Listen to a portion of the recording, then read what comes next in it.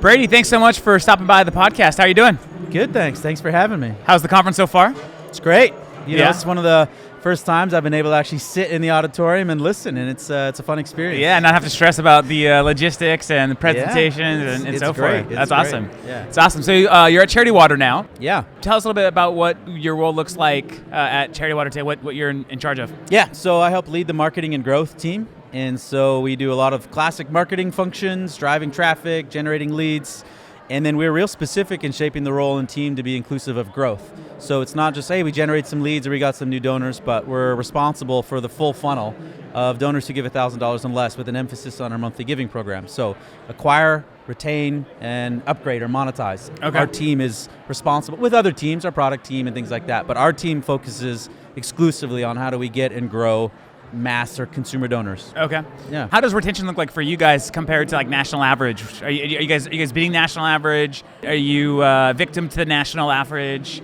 It depends. In aggregate, we're probably actually slightly below national average, but huge caveats abound. I was just talking to someone how difficult it is to get accurate benchmarks for an organization like us, but also just a larger, more digital-centric sustainer program. A lot of the benchmarks in sustainer recurring is like face-to-face or telephone. Yeah. There's very, very few programs that I know of in the US that are paid media, paid digital driven and digital only, like we are. And so it's really difficult to find averages, and then our donor pool skews way younger than most programs. Yeah.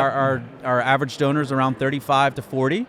As opposed to more like 55, 60. Yeah. They give on their credit card, they use mobile payments, so all those things drag down your average. Yeah. So yeah, we're lower than the national average, but we're very different than Yeah. the national average. So it's Yeah. one of the flaws of benchmarks. Okay. You know? Okay. Yeah. And so how has the transition been from being at an agency like Next After to being now like on the front lines of fundraising? It's been great.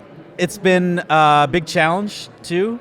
One of the reasons why I wanted to switch back is as a consultant, or I was not even doing that much consulting. It was research and teaching and things like that. Is you just get to tell people like, hey, you should do this thing, but like, you're on your own, whether you do it or not.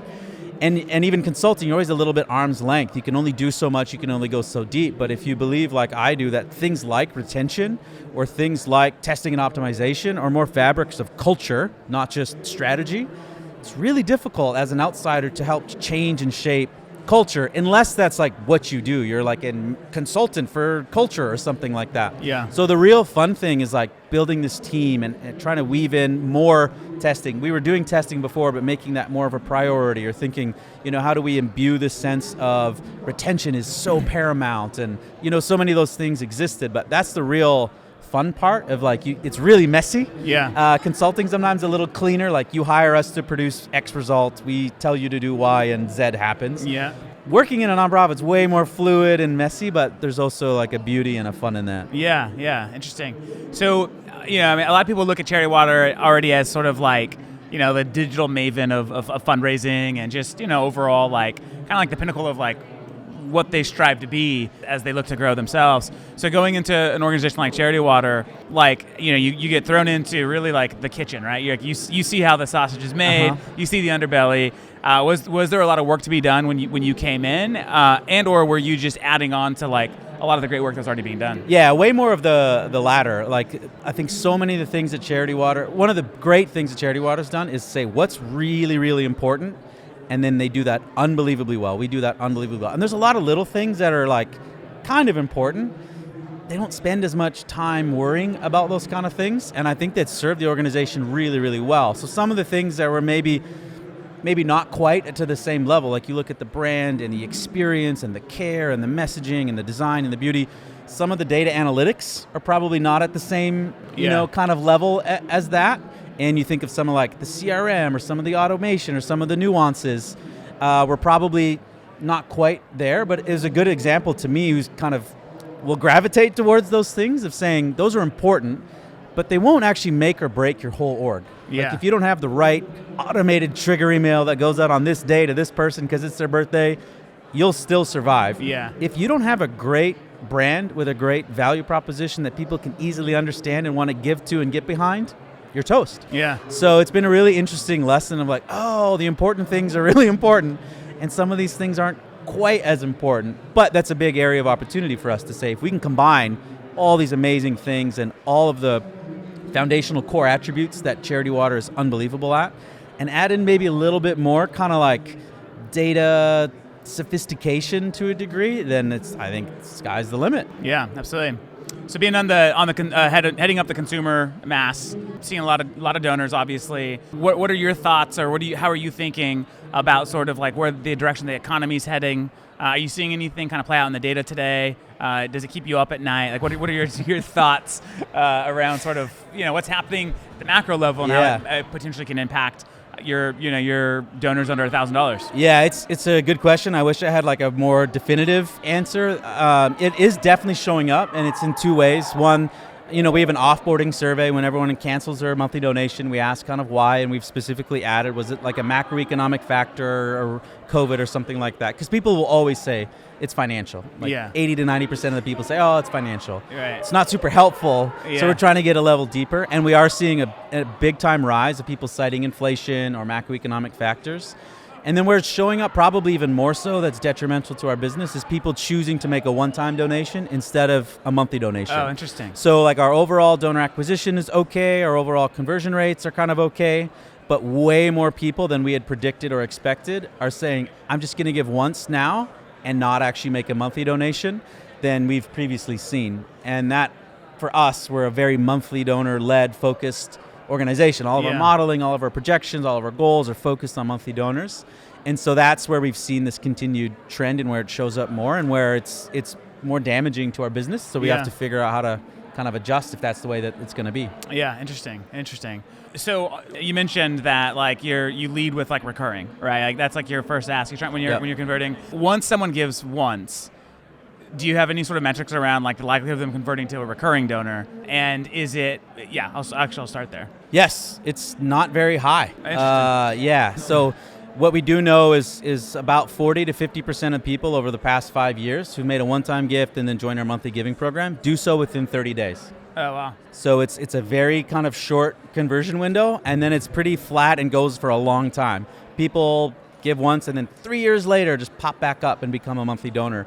So that timeline's too long to like optimize within, and there's so many other variables going on. And so we've kind of built these new pathways to try to move people from one time to spring, and it's just now kind of getting into market, but we're really focusing on that 30-day window to say, can we speed up that process or get more of those folks? Because we do know if you start as a one-time donor and then you give monthly, you give about 40% more. Oh, wow. Right? It's a little like try before you buy, kind of like I gave you a donation, I like what I saw, hey, I'll make a bigger commitment. And that's not unique to us. Blackbaud did a study a few years ago around sustainers and found the same thing. People who give one time first and then join are more likely to give more in aggregate. But it's such a small number for us. Most people join right away. Yeah. So we're trying to figure out, is this a real big opportunity or just a small opportunity? And so we'll see. Yeah. Yeah. What drives like for like the kind of the top of the funnel acquisition? Like what drives that traffic? Is it paid? Is it organic? Is it something else? Like do you feel like you have a good handle on sort of like what's driving the activity at the top of the funnel? Yeah, it's two things. It's brand and paid. Okay. That's it. We have a really strong brand that a lot of people, not as many people as I wish knew, but it's still pretty well known. Yeah. Got a lot of great brand partners who carry a lot of our brand for us. Our founder, Scott, has a book. He speaks. That carries a lot. So we get a lot of brand, kind of direct traffic, organic traffic that's brand related. We don't have a lot of non-brand related organic traffic. And then paid. Paid has led about 60 to 65% of our monthly donor acquisitions over the past few years. So like really, really, and when I say paid, I mean paid social. Yeah. It's like Google and Facebook. That's Interesting. it. And so that was a real liability, actually. It's with like the changes happening, the privacy changes. we got smoked. Really? Yeah, Okay. cost of acquisition basically doubled overnight and then continued to rise to even be 3-4 times what it was. And so same thing, when it's going well, the model's great. Yeah. It's very predictable, tons of scale. It's been amazing.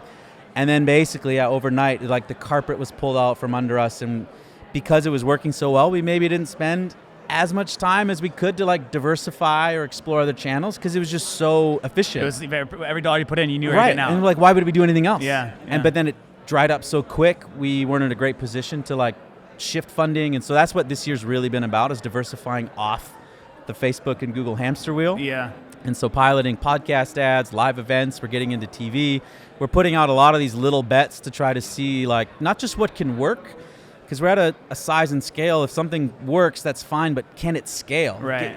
It sounds, I don't know if it's braggadocious, but like getting pockets of 50 donors or 10 donors here, you can't do that enough times to keep the program going. Right. We have to have something that has some real scale behind it. Otherwise, it's not a good use of our resources. Yeah. So we've done 7 pilots. We have 2 more, and hopefully 1 or 2 of those shows promise, and then moving forward, we can invest more in them. So do you think you'll completely divest from like Facebook and Google, or just finding new ways to optimize it? Yeah, Facebook potentially. I mean, we are seeing like really bad performance. Yeah, we're hearing that all across the board. We've iterated and tested and new creative and new audience. Like, we're doing all the right things.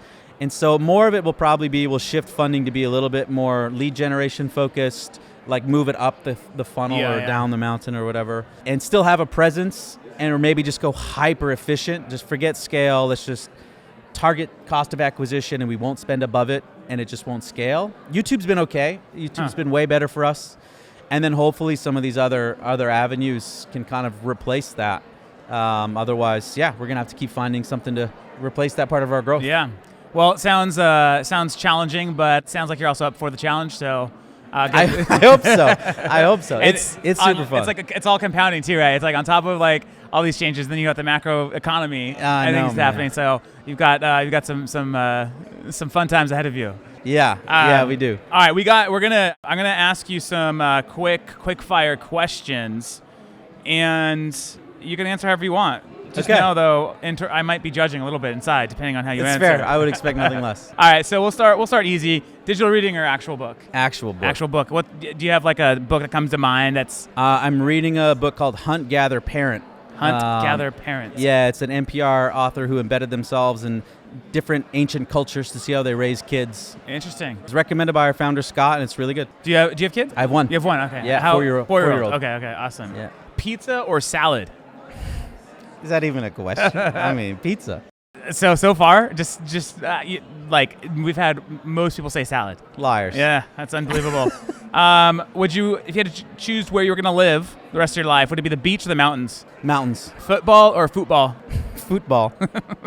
Dogs or cats? Dogs. That's even more of a no-brainer than the pizza question. I literally, I have to be careful what I say because I don't know how much someone loves cats. Right, that's fair. But I don't like them. I have if I see a cat, like I get bad thoughts. Yeah.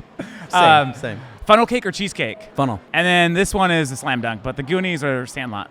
Sandlot. Yeah. Sandlot. The only person that said Goonies, can you guess? Tim Kachuriak. Yes. How'd you know that? I mean, he's my best friend. I got to know him. That's awesome. Awesome. Well, thanks, Brady, so much for stopping by. Thanks for having me. Appreciate Yeah. it.